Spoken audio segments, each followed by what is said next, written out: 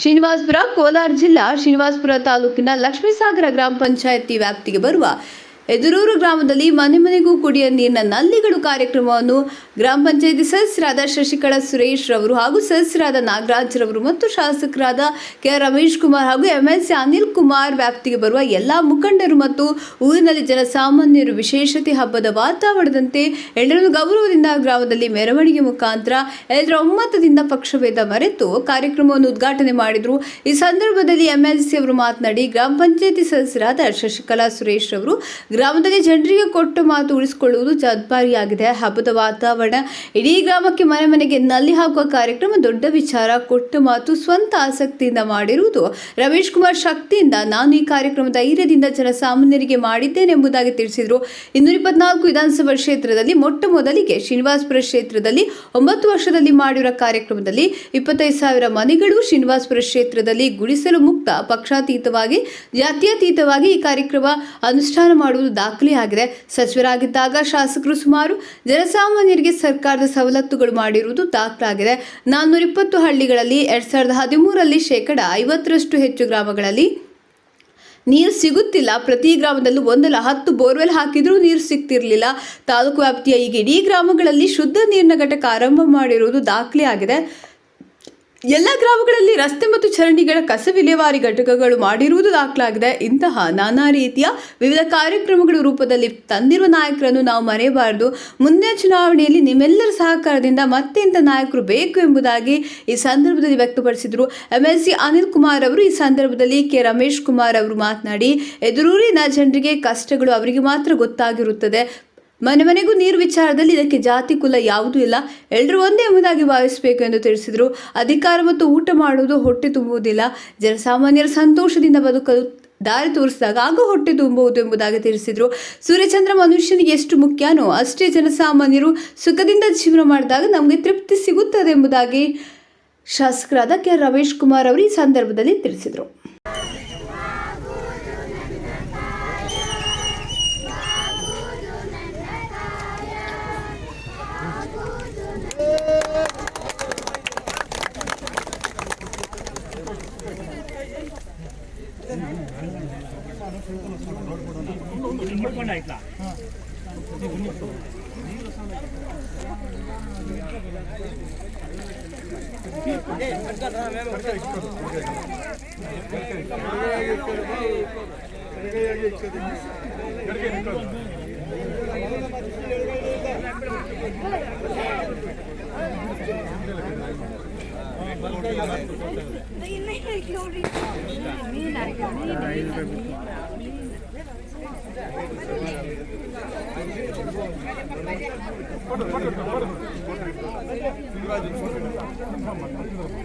ಈಗಲ್ಲ ಅಂತರ್ಜಲ ವೃದ್ಧಿ ಮಾಡೋದಕ್ಕೆ ಮಾತ್ರ ನೀರು ತಂದಿದ್ದು.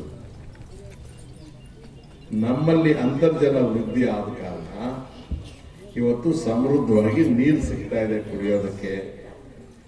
ಮಹಾನ್ ಭಾವರಿಗೆ ಈ ನೋವು ಅರ್ಥ ಮಾಡ್ಕೊಳಕ್ ಆಗಲಿಲ್ಲ. ಎದುರೂರಿನವ್ರ ಕಷ್ಟ ಎದುರೂರಿನವ್ರಿಗೆ ಗೊತ್ತಿತ್ತು. ಹೊರಗಿದ್ದು ಮಾತಾಡಿದವರು ಯಾರು ನಮ್ಮ ಎದುರೂರಲ್ಲಿ ವಾಸ ಮಾಡಿರ್ಲಿಲ್ಲ.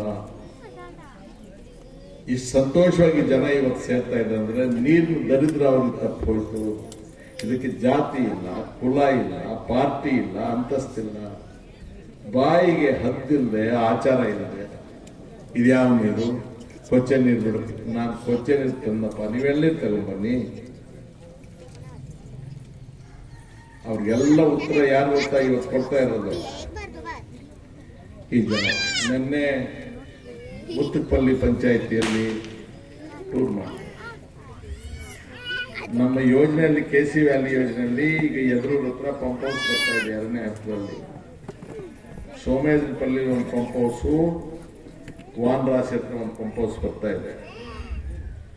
2ನೇ ಹಂತದ ಕೆಲಸ ಪೂರ್ತಿ ಆದ್ರೂ ಕೂಡ ನಮಗೆ ಮಧ್ಯದಲ್ಲಿ ಒಂದು ದ್ವೀಪ ಉಳಿದಂಗೆ ಹೊಗಳಗೆರೆ, ಮುತ್ತುಪಲ್ಲಿ, ಪಾತ್ ಮುತ್ತುಪಲ್ಲಿ, ನೀರು ಈ ಕೆರೆಗಳು ಬಿಟ್ಟು ಹೋಗಿದೆ. ಈಗ ಒಂದು ವಾರದೊಳಗಾಗಿ ಅವುಗಳನ್ನು ಯೋಜನೆಗೆ ಸೇರಿಸಿ ಇಡೀ ಹೋಬಳಿ ಒಳಗೆ ಒಂದು ಹಳ್ಳಿ ಬಿಟ್ಟು ಹೋಗಬಾರ್ದು. ನಮಗೆ ಹಗಲು ರಾತ್ರಿ ಇದೇ ಕೆಲಸ ಆಗುತ್ತೆ. ಅವ್ರು ಏನಾದ್ರೂ ಉತ್ಸಾಹದಿಂದ ಇವತ್ತು ನಿಮ್ಮೆಲ್ಲರ ಪ್ರೀತಿ ವಿಶ್ವಾಸದಿಂದ ಗ್ರಾಮ ಪಂಚಾಯಿತಿಯ ಸದಸ್ಯರಾಗಿ ಸುರೇಶ್ ಅವರು, ಶಶಿಕಲಾ ಸುರೇಶ್ ಅವರು, ನಾಗರಾಜ್ ರಾವ್ ಇವತ್ತು ವಿಶೇಷವಾದಂಥ ಕಾರ್ಯಕ್ರಮವನ್ನ ನಿಮ್ಮೆಲ್ಲರ ಜನಪ್ರಿಯ ನಾಯಕರು, ಕರ್ನಾಟಕ ಸರ್ಕಾರದ ಮಾಜಿ ಸಚಿವರು, ಮಾಜಿ ವಿಧಾನಸಭಾ ಅಧ್ಯಕ್ಷರು, ಈ ಕ್ಷೇತ್ರದ ಅಭಿವೃದ್ಧಿಯ ಅಧಿಕಾರಿಗಳು, ನಮ್ಮೆಲ್ಲರಿಗೂ ಮಾರ್ಗದರ್ಶಕರಾದಂಥ ಮಾನ್ಯ ರಮೇಶ್ ಕುಮಾರ್ ಸಾಹೇಬ್ರ ಒಂದು ಅಮೃತ ಹಸ್ತದಿಂದ ಇವತ್ತು ಉದ್ಘಾಟನೆಯನ್ನ ನೆರವೇರಿಸಿರ್ತಾರೆ. ಮಾನ್ಯ ರಮೇಶ್ ಕುಮಾರ್ ಸಾಹೇಬ್ರ,